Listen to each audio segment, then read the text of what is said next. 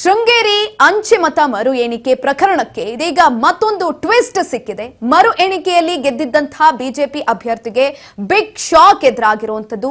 ಮತ್ತೆ ಶಾಸಕ ಸ್ಥಾನವನ್ನ ಕಳೆದುಕೊಂಡಿದ್ದಾರೆ ಡಿಎನ್ ಜೀವರಾಜ್. ಮತ್ತೊಂದು ಟ್ವಿಸ್ಟ್ ಸಿಕ್ಕಿದೆ ಒಂದು ಪ್ರಕರಣಕ್ಕೆ ಸಂಬಂಧಪಟ್ಟಂತೆ. ಮರು ಎಣಿಕೆಯಲ್ಲಿ ಬಿಜೆಪಿ ಅಭ್ಯರ್ಥಿಗೆ ಗೆಲುವು ಸಿಕ್ಕಿತ್ತು, ಆದರೆ ಇದೀಗ ಬಿಗ್ ಶಾಕ್ ಎದುರಾಗಿದೆ. ಶಾಸಕ ಸ್ಥಾನವನ್ನ ಮತ್ತೊಮ್ಮೆ ಕಳೆದುಕೊಂಡಿದ್ದಾರೆ ಡಿಎನ್ ಜೀವರಾಜ್. ಕರ್ನಾಟಕ ಹೈಕೋರ್ಟ್ ಆದೇಶಕ್ಕೆ ಸುಪ್ರೀಂ ಕೋರ್ಟ್ ತಡೆಯನ್ನ ಕೊಟ್ಟಿದೆ. ಇದೀಗ ಕಾಂಗ್ರೆಸ್ ಅಭ್ಯರ್ಥಿ ರಾಜೇಗೌಡಗೆ ಸುಪ್ರೀಂ ಕೋರ್ಟ್ ರಿಲೀಫ್ ಅನ್ನ ಕೊಟ್ಟಿರುವಂತದ್ದು. ಈ ಮುಖಾಂತರ ಶಾಸಕರಾಗಿ ಟಿಡಿ ರಾಜೇಗೌಡವನ್ನ ಮುಂದುವರಿಸಲು ಸೂಚನೆಯನ್ನ ಕೂಡ ಕೊಟ್ಟಿದೆ. ಟಿಡಿ ರಾಜೇಗೌಡರನ್ನೇ ಎಂಎಲ್ಎ ಆಗಿ ಮುಂದುವರಿಸುವುದಕ್ಕೆ ಆದೇಶವನ್ನ ಈ ಮುಖಾಂತರ ಕೊಟ್ಟಿದೆ. ಮತ್ತೆ ಮೇ 21ಕ್ಕೆ ವಿಚಾರಣೆಯನ್ನ ಸುಪ್ರೀಂ ಕೋರ್ಟ್ ಮುಂದೂಡಿರುವಂತದ್ದು. ಹೈಕೋರ್ಟ್ ಆದೇಶಕ್ಕೆ ಮಧ್ಯಂತರ ತಡೆಯನ್ನ ನೀಡಿದೆ ಸುಪ್ರೀಂ ಕೋರ್ಟ್. ಮತ್ತೊಂದು ಟ್ವಿಸ್ಟ್ ಸಿಕ್ಕಿರುವಂಥದ್ದು. ಶೃಂಗೇರಿ ಅಂಚೆ ಮತ ಮರು ಎಣಿಕೆ ಪ್ರಕರಣಕ್ಕೆ ಟ್ವಿಸ್ಟ್ ಸಿಕ್ಕಿದೆ. ಇದೀಗ ಬಿಜೆಪಿ ಅಭ್ಯರ್ಥಿ ಗೆದ್ದಿದ್ರು, ಶಾಕ್ ಎದುರಾಗಿದೆ. ಮತ್ತೆ ಶಾಸಕ ಸ್ಥಾನವನ್ನ ಕಳೆದುಕೊಂಡಿರುವಂಥದ್ದು. ಶೃಂಗೇರಿ ಅಂಚೆ ಮತಗಳ ಮರು ಎಣಿಕೆ ಸಂಬಂಧಿಸಿದಂತೆ ಹೈಕೋರ್ಟ್ ಒಂದು ಆದೇಶವನ್ನ ಕೊಟ್ಟಿತ್ತು. ಅದಾದ ನಂತರ ಇದೀಗ ಸುಪ್ರೀಂ ಕೋರ್ಟ್ ತಡೆಯನ್ನ ಒಡ್ಡಿರುವಂಥದ್ದು. ಕಾಂಗ್ರೆಸ್ ಶಾಸಕ ಟಿಡಿ ರಾಜೇಗೌಡ ಅವರಿಗೆ ದೊಡ್ಡ ಮಟ್ಟದ ರಿಲೀಫ್ ಕೂಡ ಸಿಕ್ಕಿದೆ. ಈ ಮುಖಾಂತರ ಮಾಜಿ ಶಾಸಕ ಡಿಎನ್ ಜೀವರಾಜ್ ಅವರ ಶಾಸಕ ಸ್ಥಾನವನ್ನ ಕಸಿದುಕೊಂಡಿರುವಂಥದ್ದು. ಸದ್ಯಕ್ಕೆ ಅದಕ್ಕೆ ಬ್ರೇಕ್ ಕೂಡ ಬಿದ್ದಿದೆ. ಇಡೀ ಕಾನೂನು ಹೋರಾಟ ಎಲ್ಲೋ ಒಂದ್ ಕಡೆ ಮಾಡ್ಕೊಳ್ತಾನೆ ಬಂದಿದ್ರು ಜೀವರಾಜ್ ಅವರು. ಮತ್ತೊಮ್ಮೆ ಶಾಕ್ ಕೊಟ್ಟಿರುವಂಥದ್ದು ಸುಪ್ರೀಂ ಕೋರ್ಟ್.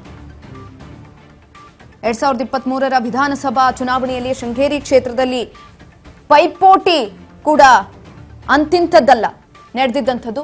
ದೊಡ್ಡ ಮಟ್ಟದಲ್ಲೇ ಪೈಪೋಟಿ ಕೂಡ ನಡೆದಿತ್ತು. ಆ ಸಂದರ್ಭದಲ್ಲೂ ಕೂಡ ಅತಿ ಹೆಚ್ಚಿನದಾಗಿ ಪೈಪೋಟಿಯನ್ನ ನಡೆಸಿ ಚುನಾವಣೆಯನ್ನ ಗೆದ್ದಿರ್ತಾರೆ. ಆದರೆ ಇದೀಗ ಮತ್ತೊಮ್ಮೆ ಶಾಕ್ ಸಿಕ್ಕಿರುವಂಥದ್ದು. ಮರು ಎಣಿಕೆಯಲ್ಲಿ ಬಿಜೆಪಿ ಅಭ್ಯರ್ಥಿಗೆ ಬಿಗ್ ಶಾಕ್ ಸಿಕ್ಕಿದೆ ಈ ಮುಖಾಂತರ.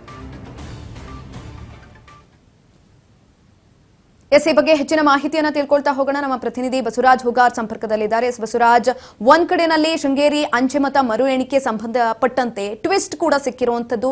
ಸುಪ್ರೀಂ ಕೋರ್ಟ್ ಇದೀಗ ತಡೆಯನ್ನ ಒಡ್ಡಿದೆ. ಹೆಚ್ಚಿನ ಮಾಹಿತಿ ಕೊಡೋದಾದ್ರೆ ಸುಕನ್ಯ, ಶೃಂಗೇರಿ ವಿಧಾನಸಭಾ ಕ್ಷೇತ್ರದಲ್ಲಿ ಮರು ಮತ ಎಣಿಕೆಯಲ್ಲಿ ಬಿಜೆಪಿ ಅಭ್ಯರ್ಥಿಗೆ ಕೂಡ ಗೆಲುವನ್ನು ಕೂಡ ಕಂಡಿತ್ತು. ಈಗಾಗಲೇ ಅವರು ಶಾಸಕರಾಗಿ ಮತ್ತೆ ಪ್ರಮಾಣ ವಚನ ಕೂಡ ಸ್ವೀಕಾರ ಕೂಡ ಮಾಡಿರ್ತಕ್ಕಂಥದ್ದು.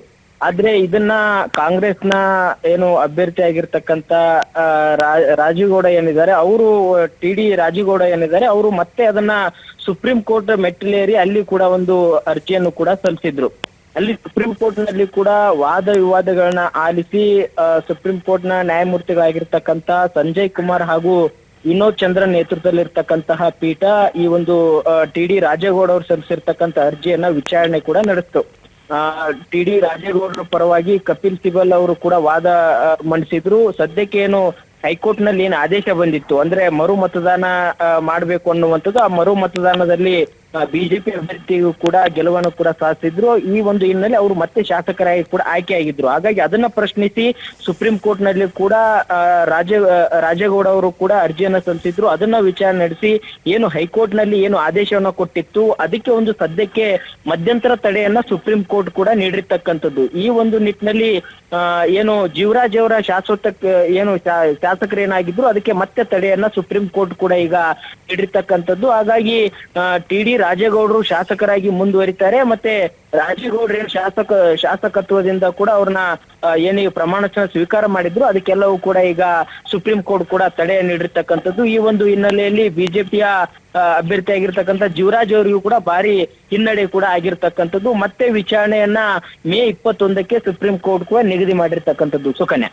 ಎಸ್ ಬಸವರಾಜ್, ಇನ್ನೊಂದ್ ಕಡೆನಲ್ಲಿ ಸದ್ಯಕ್ಕೆ ಯಾವುದೇ ರೀತಿಯಾದಂತ ಮರು ಎಣಿಕೆ ನಡೆಯೋದಿಲ್ಲ. ಜೊತೆಯಲ್ಲಿ ಟಿಡಿ ರಾಜೇಗೌಡ ಅವರ ಶಾಸಕರಾಗಿ ಅದೇ ರೀತಿಯಾಗಿ ಮುಂದುವರಿತಾರೆ. ಅಂದ್ರೆ ಮೇ 21ಕ್ಕೆ ಮತ್ತೊಮ್ಮೆ ವಿಚಾರಣೆಯನ್ನ ಕರೆದಿರುವಂತದ್ದು. ಆ ಸಂದರ್ಭದಲ್ಲಿ ಏನೇನೆಲ್ಲ ಆಗಬಹುದು, ಯಾವ ಕ್ರಮವನ್ನ ಈ ಕಡೆನಲ್ಲಿ ಇವ್ರು ತೆಗೆದುಕೊಳ್ಬಹುದು?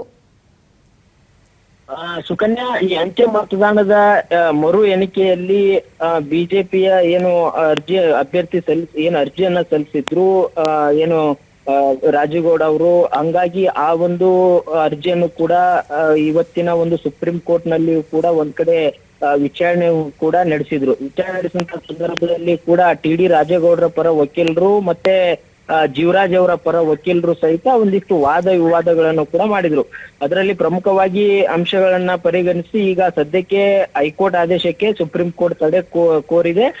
ಈ ಒಂದು ನಿಟ್ಟಿನಲ್ಲಿ ಏನು ಜೀವರಾಜ್ ಅವರು ಶಾಸಕರಾಗಿ ಮತ್ತೆ ಏನು ಪ್ರಮಾಣ ವಚನ ಸ್ವೀಕಾರ ಮಾಡಿದ್ರು, ಅದಕ್ಕೆ ಒಂದು ತಡೆಯನ್ನು ಕೂಡ ಈಗ ನ್ಯಾಯಾಲಯ ಕೊಟ್ಟಿರ್ತಕ್ಕಂಥದ್ದು. ಹಾಗಾಗಿ ಏನು ಈಗ ಮೊದಲು ಶಾಸಕರಾಗಿರ್ತಕ್ಕಂಥ ಟಿ.ಡಿ. ರಾಜೇಗೌಡರು ಅವರೇ ಕೂಡ ಶಾಸಕರಾಗಿ ಮುಂದುವರಿತಾರೆ. ಆದ್ರೆ ಅಂತಿಮವಾಗಿ ಈಗ ಮತ್ತೆ ಮರು ಎಣಿಕೆ ಅಥವಾ ಮುಂದಿನ ಏನ್ ಕ್ರಮ ಅನ್ನುವಂಥದ್ದು ಇನ್ನೂ ನ್ಯಾಯಾಲಯ ಕೂಡ ಸ್ಪಷ್ಟಪಡಿಸಿಲ್ಲ. ಅಂದ್ರೆ ಮೇ 21ಕ್ಕೆ ವಿಚಾರಣೆ ಇದೆ. ಅಲ್ಲಿ ಆ ಒಂದು ವಿಚಾರಣೆಯಲ್ಲಿ ಎರಡು ಏನು ಅರ್ಜಿಯನ್ನ ಸಲ್ಲಿಸಿದ್ದಾರೆ, ಆ ಒಂದು ಎಲ್ಲ ಅರ್ಜಿಯನ್ನು ಕೂಡ ಪರಿಶೀಲನೆ ನಡೆಸಿ ಅಲ್ಲಿ ವಾದ ವಿವಾದಗಳು ನಡೆಸಿ ಅದಾದ ಬಳಿಕ ಸುಪ್ರೀಂ ಕೋರ್ಟ್ ಮತ್ತೆ ಏನಾದ್ರೂ ಇಲ್ಲಿ ಅಂಚೆ ಮತದಾನದಲ್ಲಿ ಈಗ ಲೋಪ ಆಗಿದೆ ಅನ್ನುವಂತ ಹಿನ್ನೆಲೆಯಲ್ಲಿ ಇದೀಗ ಈ ಒಂದು ಪ್ರಕರಣ ಕೂಡ ನಡೆದಿರ್ತಕ್ಕಂಥದ್ದು. ಹಾಗಾಗಿ ಮತ್ತೆ ಮರು ಎಣಿಕೆ ಮಾಡಿ ಅಂತ ಕೋರ್ಟ್ ಆದೇಶ ನೀಡಿತ್ತು ಅಥವಾ ಏನು ಟಿ.ಡಿ. ರಾಜೇಗೌಡರ ಪರವಾಗಿಯೂ ಕೂಡ ಸುಪ್ರೀಂ ಕೋರ್ಟ್ ಆದೇಶವನ್ನ ನೀಡಿತ್ತು, ಅವರ ಶಾಸಕರಾಗಿ ಮುಂದುವರಿತಾರೆ ಅನ್ನುವಂಥದ್ದನ್ನ ಹೇಳುತ್ತೋ ಅಥವಾ ಮತ್ತೊಮ್ಮೆ ಏನಾದ್ರೂ ವಿಚಾರಣೆಗೆ ಮತ್ತೆ ದಿನಾಂಕವನ್ನ ನಿಗದಿಪಡಿಸ್ತಾರೋ ಅನ್ನುವಂಥದ್ದು ನ್ಯಾಯಾಲಯದ ಒಂದು ಆದೇಶದ ತೀರ್ಮಾನದಂತೆ ಕೂಡ ನಡೆಯುತ್ತೆ. ಹಾಗಾಗಿ ಸದ್ಯಕ್ಕೆ ಇರುವಂತಹ ಮಾಹಿತಿಯ ಪ್ರಕಾರ ಇದೀಗ ಟಿ.ಡಿ. ರಾಜೇಗೌಡರ ಪರ ವಕೀಲರು ಮತ್ತೆ ಅವ್ರು ಇರ್ತಕ್ಕಂಥ ಕಾನ್ಫಿಡೆನ್ಸ್ ಮುಖಾಂತರ ಅಲ್ಲಿ ಯಾವುದೇ ರೀತಿ ಒಂದ್ ಕಡೆ ನಾವೇ ಅಂಚೆ ಮತದಾನದಲ್ಲಿ ಒಂದ್ ಕಡೆ ಈಗ ಎರಡನೇ ಸಾರಿ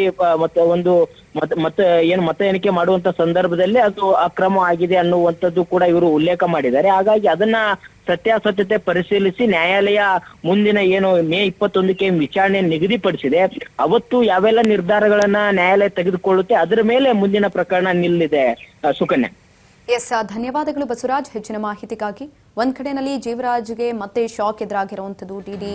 ರಾಜೇಗೌಡಗೆ ಬಿಗ್ ರಿಲೀಫ್ ಕೂಡ ಸಿಕ್ಕಿದೆ. ಮುಖಾಂತರ ಮೇ 21ನೇ ತಾರೀಕಿನವರೆಗೂ ಕೂಡ ಟಿ.ಡಿ. ರಾಜೇಗೌಡ ಅವರು ಶಾಸಕರಾಗಿ ಅದೇ ರೀತಿಯಾಗಿ ಮುಂದುವರಿತಾರೆ. ಯಥಾ ಪ್ರಕಾರ ಹಾಗೆ ಮುಂದುವರಿಬೇಕು ಅಂತ ಸುಪ್ರೀಂ ಕೋರ್ಟ್ ಮುಖಾಂತರ ಆದೇಶವನ್ನು ಕೂಡ ಕೊಟ್ಟಿದೆ.